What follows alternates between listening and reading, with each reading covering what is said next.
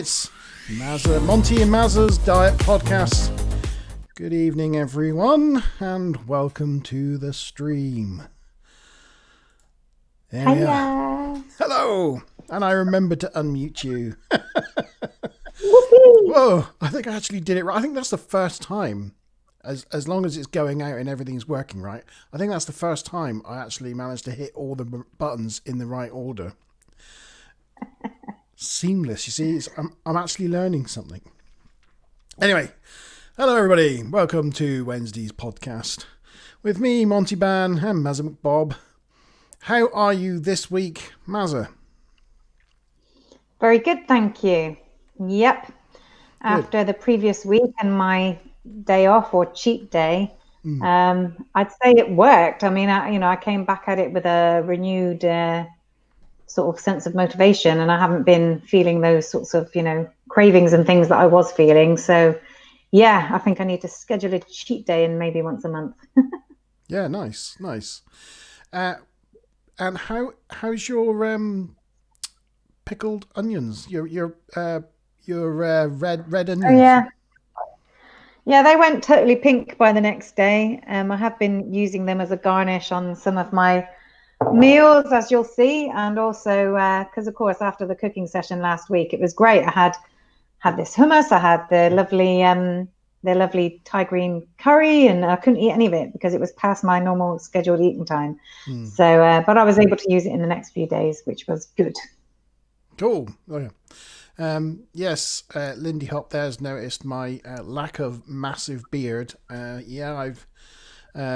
I lost it. I put it down somewhere, and I can't remember where I put it. And no, to be honest, it's just the fact that we're coming up to the Christmas period, and I don't want to be mistaken for Father Christmas. So I already have a baddie that looks like a bowl full of jelly, and I don't want the beard to go with it. So yeah. Bless. Yeah, so cool. So on tonight's episode, we've got the normal things. We've got our stats. Let's look back at how well we've done this week. We've got Mazza's menu, and some lovely pictures of the things she's consumed over the past 7 days. And we've got this week's main feature is a look at the sort of history of dieting and some of the past dieting fads and things that have come and gone, and our take on what we've tried and what we haven't tried, and hopefully from you guys in chat, maybe some of the things you've tried and how successful you've found those things. So that's tonight. That's what the next 45 minutes is looking like. So getting right on with it, Maz and stats. How's it looking this week? Yeah, not too bad. I thought I was going to have higher result because it started off well, and then on Monday, it went back the wrong way for a bit, and then back down again. So anyway, my total result this week was 1.7 pound loss, and that makes exactly 19 in total now. So 61 pound to go. It feels like I've been saying 60 something for ages. So I'm going to love getting past 20, and then I can be saying 50 odd to go. Feels like that's a little bit of a milestone in and of itself. My body fat percentage dropped a bit this week by nearly 0.5%. So that's 2.6% total. I think that was the biggest single week drop for that. So I'm not quite sure why that was. And I don't even know how accurate those are on the scales. But my BMI has dropped by 0.4, which is 3.5 points in total, and my resting heart rate's back down to 60 now. So it's taken a couple of weeks to come back down after drinking for about 5 days solid over the holiday and your birthday. But I should be heading back into the late 50s again by next week. Yeah. So I've lost 8% of my total body mass so far, and I'm 24% of my way towards my target goal. Nice. Well, congratulations. Well done. Thank you. I have to say, sad news for me this week. It's been no change, no difference, no gains, no losses. I was really hoping to squeeze in at least £1, but No, it was the same. I don't do the points, so yeah, no change for me this week. You were a couple down last week, though, weren't you? So, Yeah, I was. Yeah, still so heading in the right direction. yeah, it's definitely not it's not too bad. Callum there offers you a great congratulations on how well you've done. Yeah, and both of us holding steady is still, a good thing. It's better than going in the wrong direction. It's certainly, I think, might be better next week, but we'll get onto that later on. Yes. Whenever I see Callum's name in chat, it just makes me laugh. Why? It's just his surname. Why? I just, yeah. Yes. So, yes. Well done, Maria. Well done for that. Menu time. Yeah, menu time. On with the menu. Dion stayed the same again too. Possibly the booze over the weekend. Yeah. So here we go, day 46, Mexi breakfast. So this is like, I did a Mexi breakfast before, which was just kind of eggs and beans, but yeah, this one's got bacon in and all sorts as well, which is nice. And then on this day, for whatever reason, I kind of like had a lunch for dinner and dinner for lunch situation going on. So I had the meatballs and broccoli for my lunch, and I had tuna with a little jacket potato. I think I mentioned this last week. It was my first jacket potato I've had in 6 weeks last Wednesday. It was quite a small one, but still, it made a nice change. It certainly looks like a nice. I do like a jacket potato. I know I've said this before, but it's just something very filling about it. When you're on a diet, it's sort of like not meaty, but it's like it's got all that stuff in it that just makes you feel good and full. So I do like that. Yeah, and I had it with tuna, light mayo, and then I scattered some paprika and basil on top just because they go well with tuna. Nice. Accidentally put too much paprika on. So this day, this was nice. So I'd had a couple of days before, I think I'd had a halloumi at lunch. So I decided to have another third of a halloumi block for breakfast with the remaining bit of black beans, I think it was, and some of the pink onions on top, which I'd made the night before on the podcast. Oh, that's the actual pink onions, is it? Yeah, on the top of you can just sort of see them under 301 calories. And they do look super pink. And then I had a little dinner roll and hummus for lunch, which again I'd made the night before. And then I had the Thai green curry for dinner, which again I'd made the night before. Oh, and that's the Thai green curry that you made on the stream as well. Yeah. Cool. One of the 3 portions. Yeah, only 231 calories. I think it's just such a good thing. Yeah, I have to say I did really enjoy watching you make that last week. It was, it was a good experience for me as well as a fun podcast. So yeah, it was good. Okay, day 48. Is that a pizza? No, it can't be. That is. So that's a Pizza Express pizza. So this day I went about 40 calories over, I think. So I had a bacon roll for breakfast, which was really nummy. And then I had avocado on toast for lunch, which is amazing, one of my favorites. And then all of a sudden in the evening, we ended up being free. And so I came up with the idea of going to Pizza Express. Of course, if I had planned for that, I would have had something different for lunch to leave me enough calories, but as it happens, I ended up going over by about 40. But it was a relatively small transgression, and I didn't want to not go out just for that. So, I love the Pizza Express pizzas. They're amazing. And I've got all these Tesco Club Card vouchers, so it hardly costs anything just to drink. Great. I mean, start your day off with a bacon roll like that and to end on a pizza and be only 40 calories off your target. I mean, that's fantastic. Mm-hmm. I just have that every day. I could eat that every day. And I know. it'd be fine. Honestly, I said to them, if they delivered those pizzas, I could, I'd probably order them a couple times a week. Yeah. Cool. I'm going again this Friday. Oh, yeah. Yeah. Day 49. Yep. So bacon and eggs, and there's another little dinner roll under there. We found these petit pan, these par-baked dinner rolls, and we had a whole strip of them that were like 6 days out of date. Right. So that's why you've seen that feature for a couple of days, because we just had to kind of try and use them. Get them used. So, yeah. So bacon and eggs for breakfast, and then I knew I was going out with the ladies in the evening, so I kind of held back some calories. And we went to a Thai place, and it was actually quite difficult, really, to kind of assess a lot of the foods.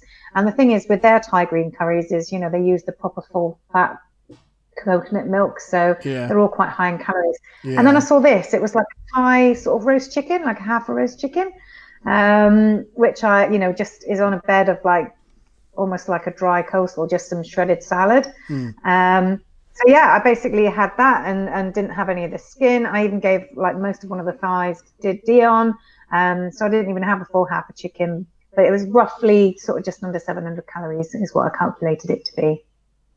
That's still not bad, is it, for a meal like that? 700, 500. Yeah.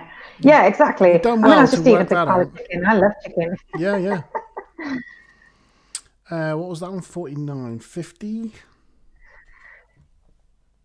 This would be Sunday, so this was a bit of a bad day because we had quite a few to drink the night before. So I had a Bakewell flapjack for breakfast, you know, something nice and sweet. Then I had basically a pot noodle, so I haven't had one of those since I started this diet. And they used to be a fan favourite of mine earlier this year. A bit of a coconut drink that had come from Riverford on the Friday, and the Thai green curry, the other one that I'd made, so I didn't have to cook. And I think that was another slight breach day. I think I might have gone over by like, again, 20 or 30 calories that day or something. Not a disastrous amount though, is it? No. 51. So this is Monday, so back on it. That was a low calorie day that day. Had avocado bagel, and then I had this house black dal, which I'd made. I think I'd mentioned from my Dishoom cookbook. Really amazing. A lot of people had tried it. So I basically had a 200-gram portion of the black dal with a beautiful ring of Romanesco. I thought it looked like almost like a Christmas wreath. Yep. Sorry, just catching up with chat. Hi to Stuplum. So hi to Smiler, who's just joined us. He was a bit late on, but hiya, welcome to the stream. And Lindy Hop reckons your Bakewell flapjack looks nice. She likes the look of that. Yeah. And I just love those spiral. I don't know what you call them. Broccolis. Romanesco. Yeah. They're cool. very, very cool. Very They're cool. quite chunky as well. And day 52. And then I think yesterday, so that was a bit more of the hummus that I'd made with a bagel. I had bagel and bagel on this day, so not that great. But then avocado and bagel, and then I had the teriyaki salmon for dinner. Don't think there's anything new there really. No. On the hummus there, I just drizzled some balsamic reduction just to give it a little sweet kick. And you had that for breakfast? I did, yeah. I was actually working and in a bit of a rush, and yeah, I just plopped it on a plate. It was probably about 10 or something by the time half 10 maybe by the time I had it. Okay. Cool. I don't think I'll be having hummus for breakfast, but I'm glad you enjoyed it. That's the main thing. I did. And Stuplum says black dal, lovely, because he'd had some of that last week. It's very yummy. It's very creamy and delicious. So that was my week of food. Cool. So yes, we said we would be talking about the history of dieting and going over some of the sort of diets fads that have been coming and gone. I strung this topic on you sort of mid-afternoon today. So you had a couple of hours to cram in some revision and read a bit of research. Yeah. 45 minutes. I had a little looky, and I thought, that's all really quite interesting. So and the good thing is there are quite a few things that we've tried or that, you know, our families have tried maybe a long time ago. But I guess, you know, going back to maybe ancient history, the word diet was originally from the ancient Greek word. I think it was dieta or something. I don't know how you actually pronounce it. But what it actually means is lifestyle, and it's about your mental and physical well-being as what a diet actually is. But they believe that the food that you eat is what kind of dictates your mental and physical well-being. So that's how what people eat then became commonly known as your diet. And dieting then became about losing weight, which was never really what it was originally about as a etymological word stem. It was sort of more about managing your well-being type thing. It's what it should have meant. Yeah. Things like warriors and athletes, they used to do things like eat like deer livers and lion hearts because they thought it would give them speed and bravery and stuff. So they always thought that what you eat directly affected you and your success and the attributes that you imbued. So that's kind of where it all started. And I guess from some perspectives of dieting, it is about lifestyle choices for some people, like with vegetarianism and veganism and pescatarianism and those sorts of things. And those, are choices that people adopt. Again, not as a weight loss thing, or I guess sometimes it might be, but often it's about, a moral or ethical standpoint, or, to help the planet. So I'd say those types of diets are quite, a lot more accurate to the original Greek meaning for what a diet is. And then it wasn't until like Victorian times. So people basically used to just eat whatever their socio-economic grouping ate. And then, Robert's on. Hola. Hola. Buenas noches. And then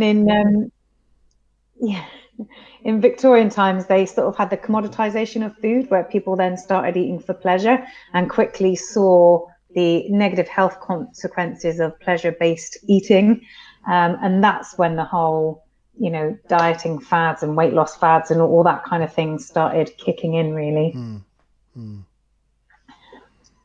So one of the earliest ones was, I don't know if people have heard of this before, but they used to have diet pills that they'd give people. This was like in the early 1900s. And actually the pills had tapeworm.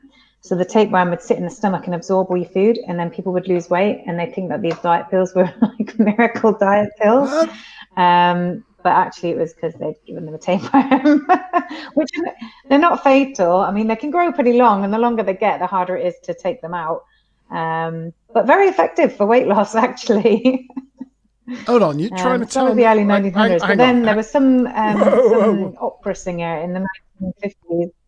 Right. So people actually put tapeworms in themselves on purpose so that the tapeworms would almost like eat the food they were eating, so that they wouldn't put on so much weight.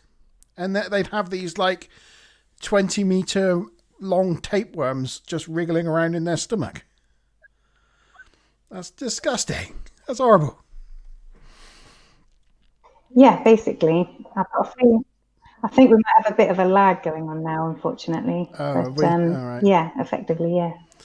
And congrats to Rob for losing £8. I don't know, so maybe. Far.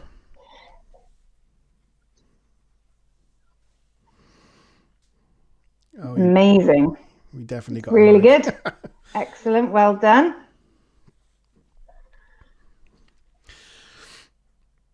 Hopefully it'll correct itself.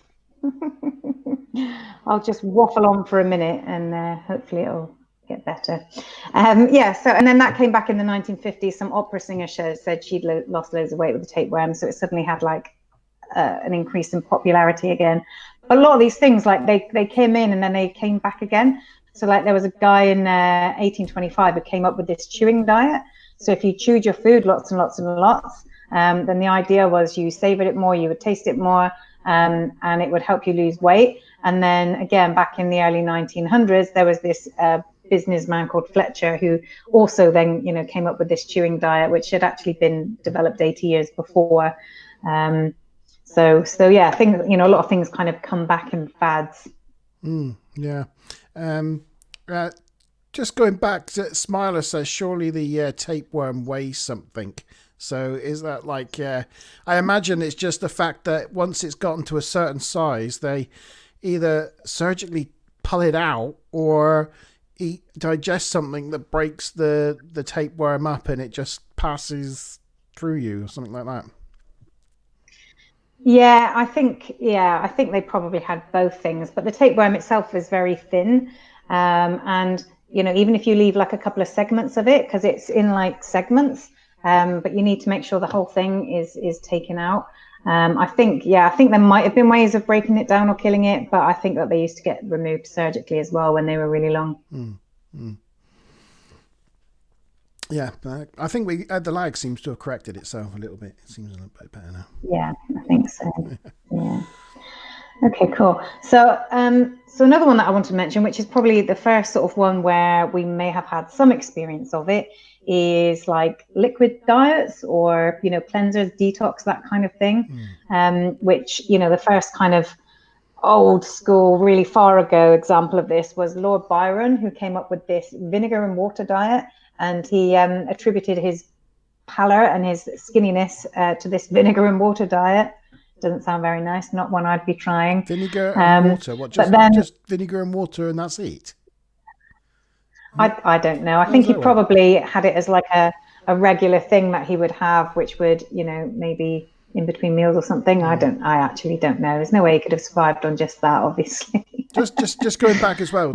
Back to the last thing you said about chewing. Someone came up with the idea of chewing a lot, I know that certainly helps me and probably my well-being. If I'm having like red meat or things like that I know I struggle to digest, that if I take the effort to over chew each mouthful, then it kind of does get end up being digested a lot easier. It sort of aids digestion. I don't know if that makes any difference to dieting, but yeah, well, there's two ways in which that happens. So you've got enzymes in your saliva, which actually start breaking down the food even before it hits your stomach. But then also, if you chew it more, it goes into little tiny pieces, which means you're massively increasing the surface area. So once it gets to your stomach acid, it's the pieces are smaller and your surface area is bigger, so it processes it a lot quicker and easier. So basically, I eat steak like cows eat grass. You just don't have the 3 stomachs to deal with it. I got room for them. Funny. But yeah, anyway, so the next one is like liquid diets. I said about the vinegar one. And then the other one was, I don't know if anybody's heard about like some of the rich and famous people. They have this one where it's like supposed to be lemon juice and syrup and cayenne pepper and water, and you're supposed to drink that. Well, that was actually originally developed in 1941. It was called the lemonade diet, and then Beyonce kind of made it have a revival in 2006 when she said she'd lost 20 pounds on it. And actually now quite a lot of Hollywood people do that. Ludacris was saying he knows a couple of people at the gym who do this syrup and cayenne drink thing, and they say it helps weight loss. So I don't know if there's much truth to it, but it's certainly one that, people came up with nearly 100 years ago and has actually gained a lot more traction in the last 15 years. Do you know what that diet actually involves? I don't know. I don't know if it's like as a supplement on top of food or whether you just have it. Again, it would seem like surely you can't just have it. But yeah, it's lemon or lime, syrup, water and cayenne 6 times a day for 10 days. So I guess it's just like a juice detox. I mean, you'd just be so hungry though, wouldn't you? Well, you just would, wouldn't you? It's like I'll just drink water for 6 days. I mean, at least with the lemon juice, you're getting some vitamin C and stuff like that. With the the syrup, you're getting some sugar, which should give you some energy. And I think the cayenne is supposed to actually have some, I don't know, some like metabolizing, kind of effect. But yeah, I don't know exactly. I don't even know if it really works, but I know that it has become quite popular in later years. Anyone in chat tried that one? Let us know. Yeah. Yeah. Well, the liquid-based diet that I know some people will have tried, because I think I remember when I was younger, Lindy and Stu Plum trying was the cabbage diet. So that was originally kind of came about in the 1950s, I think. Oh God, I remember that. But there were people using it in the 90s for sure, because I remember that maybe the cabbage 80s. soup. Oh dear. Yeah, cabbage soup diet. So you'd make like big batches of this soup and then just eat it like 3 times a day for like several days. Do you guys remember doing that? I remember it. I remember it starting off quite well. Like the first day, it was like, okay, yes, cabbage soup, that's fine. But after like day 3, the smell of it, it was just like, oh God. Ultimately unsustainable for sure, but maybe as a short, detox or something, possibly. Very short, like a day. I mean, if you're going to do that for 2 days, I'd rather do like a 5 and 2 and just fast for 2 days than put myself through eating loads of that all the time. It was like Smiler and myself. We did the like the liquid, just like the creating milkshakes, not milkshakes, but smoothies. We tried that for a little while, and I didn't stick with it for too long, because I found that, I don't know, I think it was part of the detoxing thing. I just ended up feeling like I had a massive hangover, like a migraine. Yeah, I mean, anybody who stops having caffeine, who is used to caffeine, will have to go through several days of headaches. It was like withdrawal from food, like from living. Yeah. It's just like the horriblest thing ever. I was like, this detoxing thing, I'm never doing it again. Yeah, I've never done a detox, I've got to say, and I don't really fancy it, to be honest.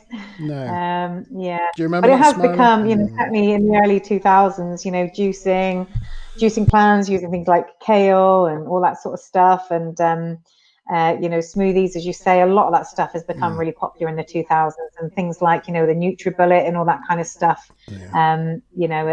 There's equipment now to sort of support people in having that kind of a diet. Yeah, Smiler remembers that one. She says, I couldn't handle the detox. No, I couldn't. It was horrible. It was absolutely horrible. But yeah, I think we did stick with that for a little while. Like, even if it wasn't just, all the time, but just, regular juices. But even that gets a little old after a while, Yeah. And Slim Fast, I mean, that's about having meal replacement shakes. So I guess kind of liquid diet, but although you're normally supposed to do that twice a day and then eat one normal meal. That company came about in 1977. So, again, sort of in the 70s, I think, when a lot of these companies started up. So that's it for the kind of the juicing, liquid, detoxy, cleansing-y type stuff. History of that. The next one's low carb diets, and again, I know at least one person watching has tried one of these, and so have I. So the idea of low carb originally came out about in 1863.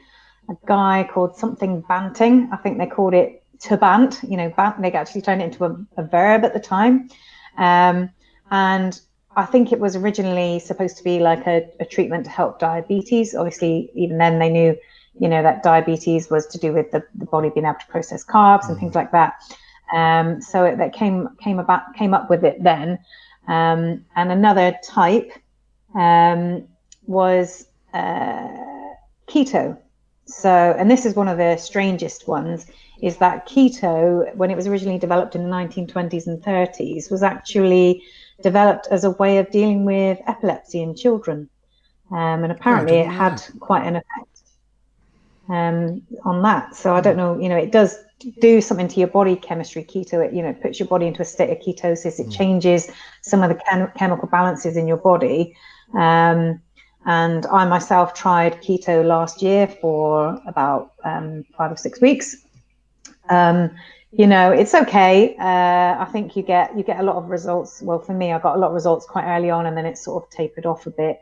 And without any carbs, that's so few carbs as you get on that. I found it really difficult to exercise because I would just get quite dizzy and tired quite quickly. So ultimately, it didn't feel highly healthy for me. But that was just kind of my attempt at it. Other people prefer it. And then, actually in the 70s, Dr. Atkins heard about this keto thing and started publishing books and things. And obviously a lot of people probably now have heard of the Atkins diet. Yeah. But the Atkins diet, it took a while for it to actually become popular. It didn't really become popular to the 90s, but he kind of got into it in the 70s. Jerry Halliwell made it popular, wasn't it? Was it Jerry Halliwell? I seem to remember being. Might well have been. Yeah, she was a big. But I think there were one or two people in our family that did the Atkins diet. Sorry. And the other, so I think there were one or two people in our family, like maybe some aunties and uncles that tried the Atkins diet. And the other extension for that, which I know, Rob has tried, is paleo. So paleo is where theoretically you eat what you used to eat as a caveman. So it's mainly about, lots of meat, lots of kind of raw or fresh vegetables, and then nothing really that's been kind of pre-processed. So there's quite a list of the things that you can and can't have, and not a lot of dairy either. So paleo, and I think paleo came around in around 2000-ish. As another option for a kind of a low calorie, low carb type of diet. Smiler made a point about the smoothies, and it's a good way of getting lots of vegetables in you if you don't like to sit and eat through a massive plate of vegetables. You can blitz it down and get that in you quite easily, but it's important not to do that with too much of the fruit ones because you end up consuming a lot more sugar. So it's best to stick with the vegetable. If you do want to use that as a supplement or a way, a bit like the supplements with Slimming World or those ones. Go with the vegetable recipes. Yeah, sounds good. I never tried the Atkins diet. I don't. It doesn't really appeal. It's never really appealed to me. No, and that's where I like with the Fast 800, there's an element of, sort of trying to avoid certain low carb and stuff. I must admit, as the further into it I'm going, the less I'm doing that. You've seen sort of, bagels, like white bread basically has crept into my diet, but I'm still not really having, pasta or rice or potatoes, on a regular basis. But I do find a little bit of bread at lunchtime just really sees me through to dinner time. I guess you've got to kind of find the right balance really, but theoretically I shouldn't be having white bread. So it still is an element of low carb, but it's not extremely low carb. It's just lowish. Is there any difference in this between having white bread and having brown bread or granary or, different types of processed bread? I know there's difference between rye bread and things like that, but if you're having bread, is there really any difference? Your whole wheat breads, they're generally healthier. They've got the kind of the better fibers and that sort of thing. So they are generally healthier, but I don't believe they would be particularly less carbs. So I don't think it makes much difference from that perspective. I know in some ways that sort of nice nutty brown bread, even though it's it's a lot better for your stomach and digestion and that sort of thing. But as far as the number of calories and that's in it, it tends to be more because it's got a lot more stuff in it. However, the nutty ones with the lots of things like pumpkin seeds and that sort of thing in them, that has got some really good healthy fats in it, and those healthy fats are also encouraged on the Fast 800 diet. Yeah, that's good because that's the kind of pizza bread, says Rob. They're just suggesting all sorts of nice breads. Different now. breads. Yeah, we'll go with pizza bread. Oh. And then I guess the final kind of category of diets is like calorie counting and low calorie diets. So that didn't really originally come around until like the early 1900s. And there were some things around like having grapefruits and things like that. There was like the Hollywood diet in the 1930s. And then you had, companies like Weight Watchers was founded in 1961, Slimming World in 1969. And Weight Watchers, which we know Beyond follows, it's kind of a calorie counting, but they use points instead of calories, but it sort of works the same way. But theoretically, it's easier just to add up a couple of points than keep track of hundreds of calories. So that's sort of, it simplifies the calorie counting process, I guess. Yeah. Slimming World, same sort of thing. Yeah. I mean, Slimming World has combinations of different foods and things, and some things that are free, I guess. So it doesn't really count everything, but it kind of encourages better patterns, I would say. But it just says these things are free and then these things are sins. So it's like, as you say, rather than having to count all the calories and really calculate it down, you've got so many sins and which things to fill those sins with. So it just simplifies it, doesn't make it easier. Yeah, for sure. And then, I guess the ultimate of calorie restriction is the fasting. And obviously the 5 and 2 diet, which was fasting 2 days a week. And then that led on to the Fast 800, where you start off fasting every day, which is obviously what I'm doing. And that was one of the most recent ones that was developed. I think it was like last year that Dr. Mosley came up with that as a kind of a new idea. And as I say, it combines some keto stuff, it combines some restricted time eating, it combines kind of Mediterranean diet, so there's quite a few different things and low carb. So there's quite a few of the different practices and elements that are being drawn together for the Fast 800. And I don't know, it just feels like maybe that's why I'm getting such consistently good results, after hundreds of years and trying all these different things. They finally come up with something which enables you to just lose weight really quickly and consistently. Yeah. Yay. Cool. So the only other thing, which isn't really about dieting, but, looping back to what we said about the beginning with lifestyle, is there are some people who practice permanent long-term calorie restriction. So it might be, for example, adult men that never have more than 1,500 calories a day or something like that. And the reason why they do that is that through lots of different experimentation, low calorie diets for all sorts of different animals has kind of anti-aging properties. So it makes animals not age as quickly. And certainly in some humans, like where people practice this, I don't know if you've ever seen with like super size versus super skinny. Yeah. They do a thing where they take a picture of your metabolic age, and it's to do with how your different organs function and the elasticity of your skin and your lung function, all these sorts of things that they combine, and they give somebody their metabolic age, which is often higher than their actual age. Yeah, we had one of those machines in work, and we were encouraged through the Health and Wellbeing Committee to take 5 minutes out of our day and go use this machine, and it ran all these different tests and took your blood pressure and I don't know, all sorts of things, and gave you a questionnaire, and it said I was 63. I bet you love that. Yeah. Dear. That was great. But these people who do this long-term calorie restriction, when they have those tests, they do show that people metabolically are showing up as being much younger than their actual age. So there's some evidence to support it, I guess.